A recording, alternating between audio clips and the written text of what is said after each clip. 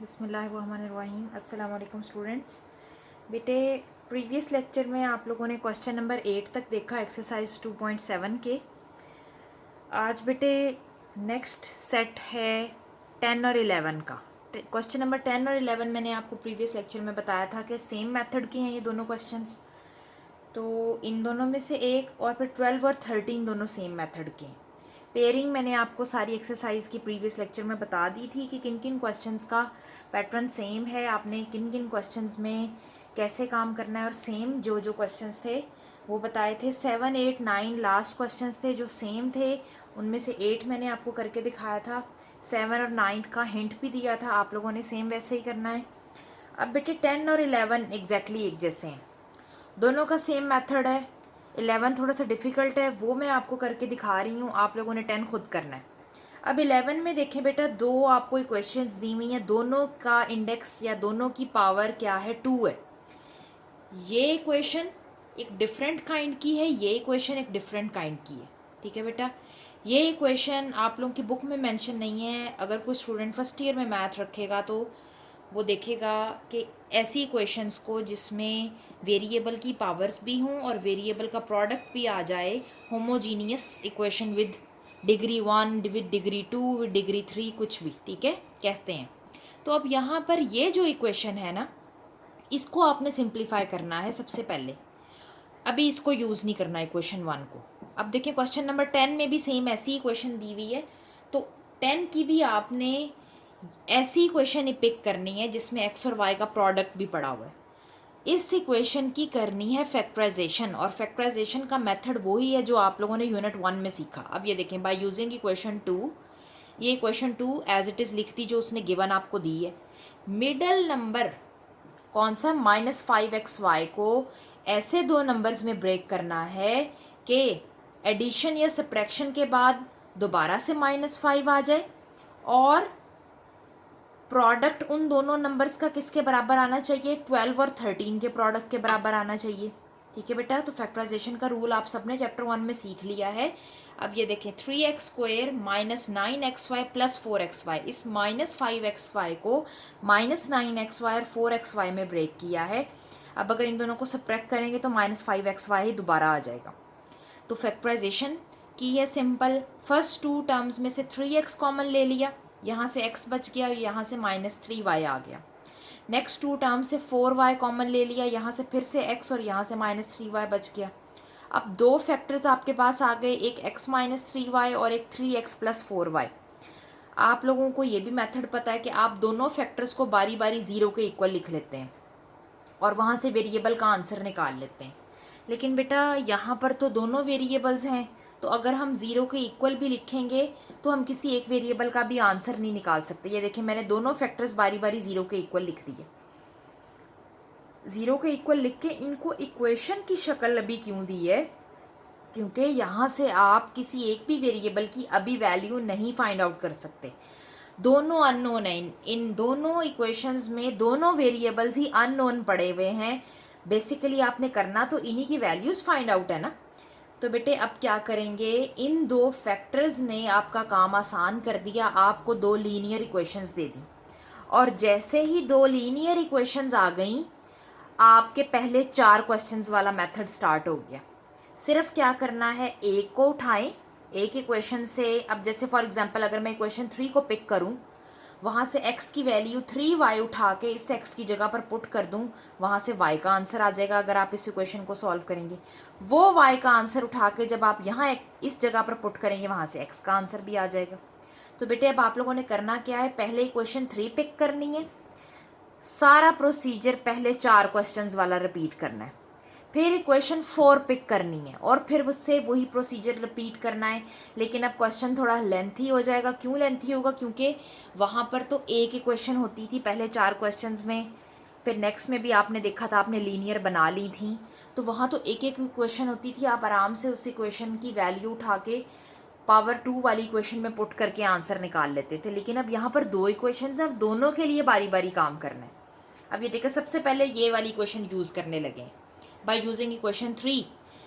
Equation 3 में अगर -3y equality के इस तरफ आ जाए तो x = 3y आ गया। ये x की वैल्यू 3y अब हमने कहाँ पुट करनी है, इक्वेशन 1 में। अब हमने इक्वेशन 2 को यूज़ नहीं करना। क्यों नहीं करना? क्योंकि इक्वेशन 2 की हेल्प से ही तो हमने ये दो लीनियर बनाई हैं। ये दो लीनियर इक्वेशंस बेसिकली कहाँ से जनरेट हुई हैं? इक्वेशन 2 से। अब आप ये दो लीनियर इक्वेशंस जो इसकी मदद से आई थी, पुट अब इक्वेशन 1 में करेंगे और वेरिएबल्स के आंसर निकालेंगे। तो अब बेटा क्या किया, इक्वेशन 1 में जहाँ x लिखा हुआ था वहाँ x की वैल्यू 3y पुट कर दी। ये देखें, इसका स्क्वायर लिया तो क्या आ गया आंसर, 9y²। वो 9y² बाहर पड़े हुए 3 से मल्टीप्लाई हुआ, 27y² बन गया। 27y² में से y² सब्ट्रैक्ट किया तो 26y² बन गया।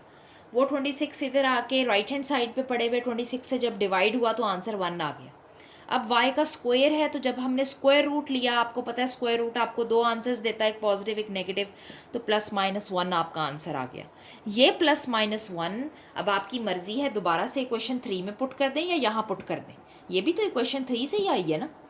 तो जैसे ही आप यहाँ y की जगह पर +-1 पुट करेंगे तो बेटे होगा क्या, बेसिकली इक्वालिटी के दूसरी तरफ जाके +3 बन जाएगा और +-1 जब 3 के साथ मल्टीप्लाई होगा तो +-3 ही आपको आंसर देगा। यहाँ तक आ गए, आपके पास x के भी दो आंसर, आपके पास y के भी दो आंसर्स। ठीक है बेटे, ये तो थे फर्स्ट इक्वेशन।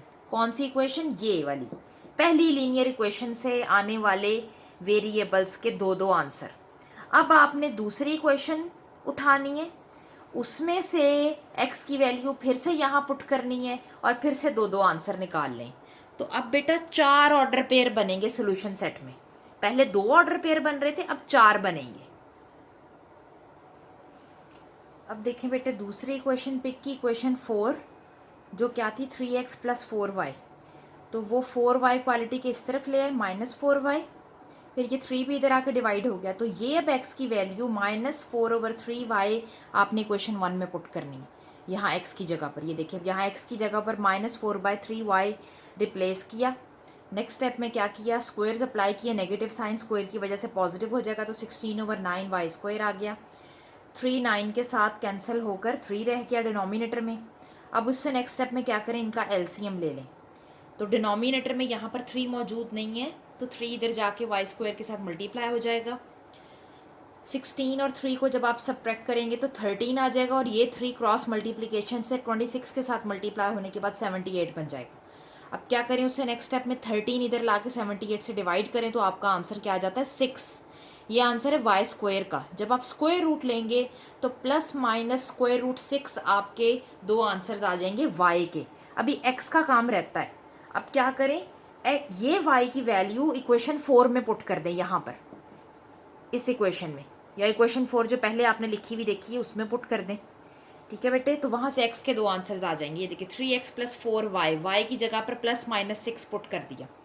अब ये 4 इक्वालिटी के इस तरफ आके नेगेटिव हो गया, 3 भी इधर आकर डिवाइड हो गया। अब ये प्लस साइन माइनस की वजह से माइनस और माइनस साइन माइनस की वजह से प्लस हो जाएगा। तो आंसर्स फिर भी दो ही रहने हैं, एक पॉजिटिव एक नेगेटिव। तो बाहर पड़े हुए नेगेटिव साइन ने सिर्फ इतना करना है कि नेगेटिव को पॉजिटिव और पॉजिटिव को नेगेटिव बना देना है। लेकिन हो तो बेसिकली यही रहा है ना कि आंसर तो फिर से दो ही आएंगे, एक पॉजिटिव एक नेगेटिव। ठीक है बेटे, तो फ़र्क कोई नहीं पड़ना। अब कोई बच्चा ऊपर माइनस और नीचे प्लस लिखना चाहे कि ऊपर वाला प्लस बाहर पड़े हुए माइनस की वजह से माइनस हो गया था तो जी मैंने तो ऊपर ही माइनस लिखना है, तो ठीक है वो अपनी ज़िद कर ले पूरी। बेटा कोई फ़र्क नहीं पड़ता, ऊपर माइनस नीचे प्लस लिखें, ऊपर प्लस लिखें नीचे माइनस लिखें। बेसिकली शो आप क्या कर रहे हैं कि स्क्वायर रूट ने आपको दो आंसर्स दिए थे तो नेगेटिव साइन अप्लाई होने के बाद भी दो आंसर्स ही रहे, एक पॉजिटिव एक नेगेटिव। ठीक है, तो प्लस माइनस की वजह से माइनस और माइनस माइनस की वजह से प्लस हो जाएगा। तो कोई बच्चा ऊपर माइनस और नीचे प्लस का साइन लगा दे तब भी बात तो वही है कि आपके दो आंसर्स हैं, एक्स के एक पॉजिटिव एक नेगेटिव। अब बेटा अगर आप लोग ध्यान से देखें, जो अभी मैंने अरेज कर दिया सारा काम कि वहाँ पर भी एक्स के दो आंसर्स आए थे, वाई के दो आए थे, यहाँ पर भी एक्स के दो आंसर्स आए हैं, वाई के दो आंसर्स आए हैं। अब बड़ा टेक्निकल स्टेप आने लगा है, बहुत ध्यान से देखने का कि सॉल्यूशन सेट में कैसे क्लोज करना है। तो ध्यान से जो काम मैंने अरेज कर दिया है वो अपने सामने रखें और देखें कि वहाँ पर जो जो x की वैल्यूज़ थी वो कंबाइन करके एक ऑर्डर पेयर में लिखनी है, और ये वाली x और y की वैल्यूज़ कंबाइन करके एक ऑर्डर पेयर में लिखनी है। मिक्सअप नहीं करना इनको आपस में। सेपरेट क्यों करनी लाजमी है? क्योंकि वो एक डिफरेंट लीनियर इक्वेशन से आई है, ये एक डिफरेंट लीनियर इक्वेशन से आई है। बेटा आपकी बुक में ऑथर ने ये चीज़ एक्सप्लेन नहीं की हुई। बेसिकली ये जो होमोजीनियस इक्वेशन होती है ना, ये दो लीनियर इक्वेशंस को मिलाकर बनी हुई होती है। तो मतलब इस इक्वेशन के अंदर दो इक्वेशंस छुपी हुई है, वो दोनों इक्वेशंस बारी बारी आपने इसके अंदर पुट की हैं, तो फिर उनके आंसर्स भी तो आपने डिफरेंट ही लिखने हैं ना। मतलब अब यहाँ से आपके पास 4x के आंसर आ गए और 4 ही y के आंसर्स आ गए। अब बेटे देखिए सोल्यूशन सेट में क्लोज कर दिया। ये दो वैल्यूज़ मैं अरेज कर चुकी हूँ, लेकिन ये वाली वैल्यूज़ मैंने अरेज नहीं की, आपके सामने लिखी हुई हैं, क्योंकि इन दोनों को लिखने का थोड़ा सा एक बात का ध्यान रखना पड़ेगा, वो समझाने के लिए मैंने ये दोनों अरेज नहीं की। अब पहली वाली दोनों तो बहुत सिंपल है। आपके +1 के लिए x की वैल्यू भी +3 आई थी, y की -1 वैल्यू के लिए x की वैल्यू भी -3 आई थी, इसीलिए इनको कंबाइन करके लिख दिया। अब यहाँ पर ध्यान से देखें, नेगेटिव x की वैल्यू के साथ +√6 लिखा हुआ है, जबकि पॉजिटिव x की वैल्यू के साथ नेगेटिव y की वैल्यू लिखी हुई है। ऐसा क्यों किया है? क्योंकि बेटे अभी आप लोगों ने, मैंने इससे पिछले स्टेप में समझाया था कि बाहर नेगेटिव साइन था तो अंदर ±√6 पड़ा था। तो +√6 मतलब y की वैल्यू जब पॉजिटिव है तब आंसर नेगेटिव x का आता है, और जब y की वैल्यू नेगेटिव है मतलब -√6 उठाया था तो वो बाहर पड़े हुए माइनस साइन की वजह से पॉजिटिव आंसर आया था। इसीलिए +√6 की वजह से माइनस में x का आंसर आएगा और नेगेटिव y की वैल्यू के लिए पॉजिटिव x का आंसर आएगा। ये ऑर्डर पेयर में लिखते हुए बहुत ध्यान रखना है बेटे, इसीलिए मैंने ये आंसर अरेज नहीं किए। और इन स्टेप्स से पहले मैं आप लोगों को बता चुकी हूँ, यहाँ पर लिखा हुआ स्टेप, कि क्यों हमने प्लस और माइनस में ही रहने दिया, लेकिन आंसर्स की वजह चेंज हो रही है। पॉजिटिव आंसर की वजह से नेगेटिव x का आ रहा है, जबकि नेगेटिव y की वजह से पॉजिटिव x आ रहा है। तो ऑर्डर पेयर में लिखते हुए इस चीज़ का ध्यान बहुत रखना है। अब बेटे क्वेश्चन नंबर 12 देखें, उसमें आपको दो इक्वेशंस दी हुई हैं, x² + xy = 5, y² + xy = 3। अगर आप देखें तो इसमें xy दोनों में कॉमन है, तो ये कॉमन टर्म अगर हम इन दोनों को सब्ट्रैक्ट करें तो हम ख़त्म कर सकते हैं। तो हमने क्या किया, बाय सब्ट्रैक्टिंग इक्वेशन 1 और 2, दोनों इक्वेशंस को सब्ट्रैक्ट किया, दोनों के साइन रिवर्स किए, xy से कैंसिल हो गया और बचा क्या, x² - y², और 5 में से 3 सब्ट्रैक्ट हो गए, 2 आ गया। एक न्यू इक्वेशन आ गई, लेकिन वो इक्वेशन भी पावर 2 वाली है, तो इसको इक्वेशन 3 का नाम दे दिया। अब यहाँ से क्या करना है, पहले इन दोनों इक्वेशंस को ऐड किया था, अब इन दोनों सब्ट्रैक्ट किया था, अब इन दोनों इक्वेशंस को हम ऐड करने लगे हैं, अब ऐड कर दें। लेकिन एडिशन में कैंसिलेशन किसी भी टर्म की नहीं होनी, लेकिन एक और जो टर्म्स ऐड होने के बाद हमारे पास एक इक्वेशन बनेगी ना, वो बहुत ही अच्छी शक्ल वाली इक्वेशन होगी, आपके पास एक फॉर्मूला बन जाएगा। तो ये देखें, जब हमने एडिशन की x² + y², दोनों xy ऐड होके 2xy बन गए, 5 और 3 ऐड होके 8 आ गया। अब यहाँ पे बेटा ये आप सबको नज़र आ रहा है, ये a + b² का फॉर्मूला पड़ा है, a² + b² + 2ab। तो अगर आप एक्सपेंडेड फॉर्म पढ़ी है आप उसको क्लोज करके लिख सकते हैं, x + y², इधर 8 वैसे ही आ गया। अब ये स्क्वायर ख़त्म करने के लिए इक्वेशन के दोनों तरफ स्क्वायर रूट लें, taking square root on both sides, तो स्क्वायर कैंसिल होके x + y और इधर स्क्वायर रूट की वजह से दो आंसर्स आ जाएंगे, पॉजिटिव और नेगेटिव। 8 को आप 4 × 2 में ब्रेक करें और √4 का आंसर 2 होता है, वो बाहर लिख दें और दूसरा स्क्वायर रूट 2 साथ वैसे ही आ जाएगा। तो यहाँ से x + y = +2 √2 और x + y = -2 √2, दो इक्वेशंस आ गई। वो दोनों इक्वेशंस आप सेपरेट करके लिख दें। ये देखें, y इधर भी ले आए, एक दफ़ा पॉजिटिव और एक दफ़ा नेगेटिव, दो इक्वेशंस आ गई। और यही दो x की वैल्यूज़ अब आपने बारी बारी कहाँ पुट करनी है, इक्वेशन 3 के अंदर, ये x जहाँ लिखा हुआ है। ठीक है बेटे, तो ये देखें, पहले पॉजिटिव वैल्यू पुट करने लगे, x की जगह पर पुट की, इसको सारे को सिंप्लीफाई किया, यहाँ से ये 4√2 इधर ला के यहाँ से -6 आंसर आएगा, आप उसके साथ डिवाइड करेंगे, वहाँ से आ जाएगा y का आंसर। वो y का आंसर आप उठा के यहाँ पर पुट करेंगे। जब यहाँ पुट करेंगे तो x का भी आंसर आ जाएगा। लेकिन काम अभी ख़त्म नहीं हुआ, फिर आपने दूसरी इक्वेशन उठानी है, दूसरी x की वैल्यू उठा के भी यहाँ पुट करनी है। जब यहाँ पुट करेंगे y का आंसर आएगा, वो y का आंसर यहाँ पुट करेंगे तो x का भी आ जाएगा। मतलब 2 y के आंसर्स आएंगे, 2 x के आंसर्स आएंगे, तो आपके सोल्यूशन सेट के अंदर 2 ऑर्डर पेयर बनेंगे। आपने सिर्फ और सिर्फ उससे आगे क्या करना है, उनको क्लोज करके लिख देना है। इससे आगे क्वेश्चन आप लोगों ने खुद करना है। मैंने आप लोगों को सिर्फ स्टार्टिंग हिंट दिया है कि आपने इक्वेशंस बनानी कैसे हैं और कैसे उनको आपस में यूज़ करना है। एक दफ़ा फिर से बता देती हूँ कि आपने इस स्टेप के बाद क्या करना है। यहाँ पर आंसर राइट हैंड साइड पे -6 आएगा, -6 को डिवाइड कर लें -4√2 से, दोनों नेगेटिव साइंस कट जाएंगे। वो जो y की वैल्यू होगी वो आप यहाँ पुट करेंगे तो वहाँ से x का आंसर आ जाएगा। ये तो एक इक्वेशन से सोल्यूशन आ जाएगा। दूसरी इक्वेशन ये, अब x की वैल्यू उठाएं और फिर से इस जगह पर पुट कर दें। इस जगह पर जब आप पुट करेंगे तो वहाँ से फिर y का एक और आंसर आएगा, वो y का आंसर फिर आप यहाँ रिप्लेस करेंगे तो वहाँ से x का एक और आंसर आ जाएगा और आप ऑर्डर पेयर बना के सोल्यूशन सेट के अंदर क्लोज करके लिख देंगे। अब है एक्सरसाइज का लास्ट क्वेश्चन, क्वेश्चन नंबर 13। बेटा वो क्वेश्चन भी एग्जैक्टली ऐसे ही है, आपने दोनों इक्वेशंस को आपस में सॉल्व करना है। सिमिलरली बेटा आप लोगों ने दोनों इक्वेशंस को किसी नंबर से मल्टीप्लाई करने के बाद आपस में ऐड करना है या सब्ट्रैक्ट करना है, वहाँ से लीनियर आएंगी और फिर लीनियर आने के बाद सोल्यूशन का मेथड वही है जो पूरी एक्सरसाइज में बार बार रिपीट हो रहा है। हर क्वेश्चन की स्टार्टिंग एक दूसरे से डिफरेंट है। तो अब मैं आपको 13 का भी थोड़ा सा हिंट दे देती हूँ, आगे उसको कंप्लीट सॉल्व आप लोगों ने खुद करना है। अब बेटे इस लास्ट क्वेश्चन की अगर आप स्टार्टिंग देखें थोड़ा सा डिफरेंट है ये, लेकिन आगे जाके इसने एग्जैक्टली 11 बन जाना है। जैसे ही ये क्वेश्चन नंबर 11 बनेगा आपका काम आसान हो जाएगा। आपने बेटा क्या करना है, यहाँ पर आप इस इक्वेशन को, दोनों इक्वेशन में कुछ सिमिलर करने की हमने कोशिश करनी है कि कुछ कोई कैंसिलेशन हो जाए। तो हमने क्या करना है, 7 को 2 से और 2 को 7 से मल्टीप्लाई करना है ताकि दोनों 14 बन जाए। जैसे ही दोनों 14 बनेंगे दोनों आपस में कैंसिल आउट हो जाएंगे। तो देखें फर्स्ट इक्वेशन को 2 से मल्टीप्लाई करके लिखा हुआ है, सेकेंड इक्वेशन को 7 से मल्टीप्लाई करके ये लिखा हुआ है, और फिर इन दोनों इक्वेशंस को नए नाम इक्वेशन 3 और 4 दिया हुआ है। नए नाम देने के बाद इन दोनों इक्वेशंस को सब्ट्रैक्ट किया हुआ है।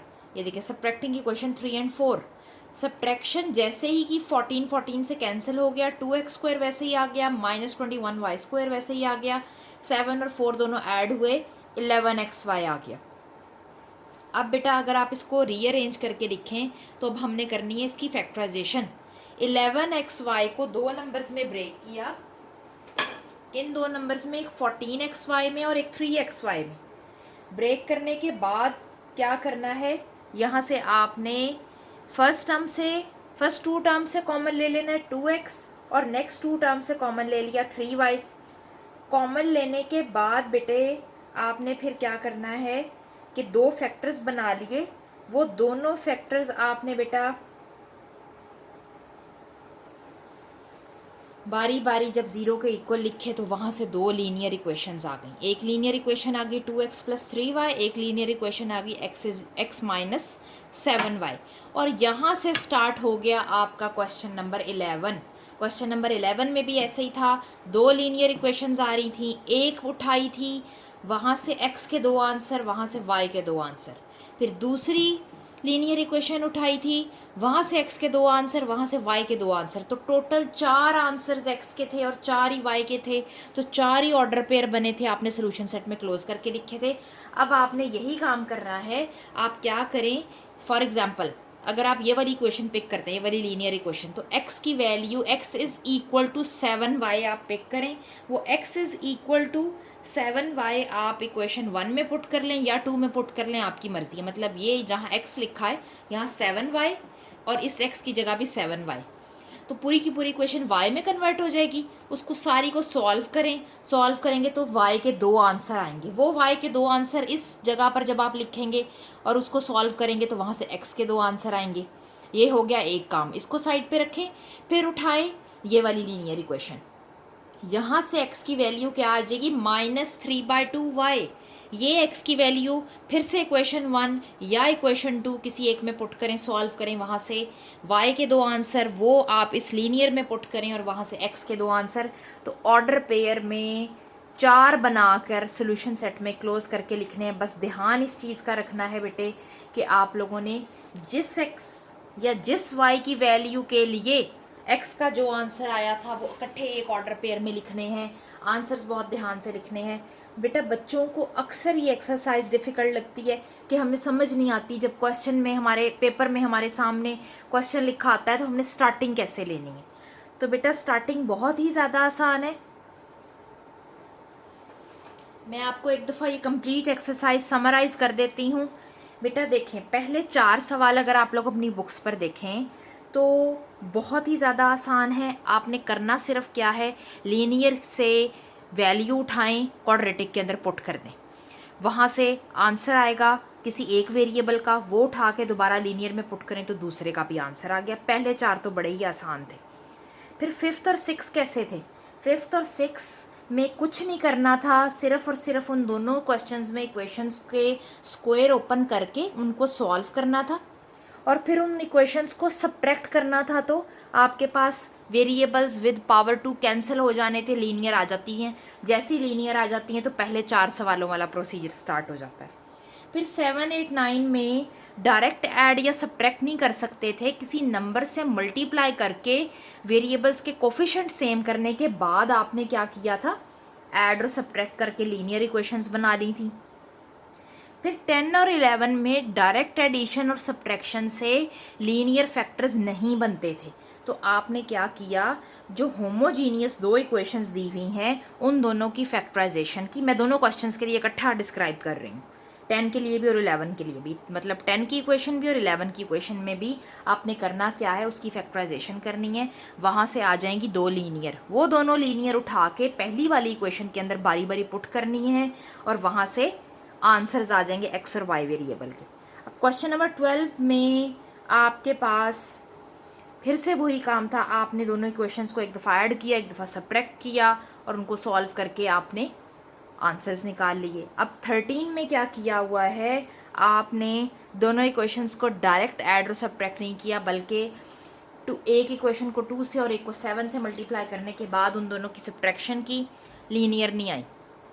फिर क्या किया, पहले उसकी फैक्टराइजेशन की, फैक्टराइजेशन करके वहाँ से 2 लीनियर फैक्टर बनाए, वो दोनों लीनियर फैक्टर बारी बारी इक्वेशंस में पुट करें, वहाँ से आपके आंसर्स आ जाएंगे और आपका सोल्यूशन सेट कंप्लीट हो जाएगा।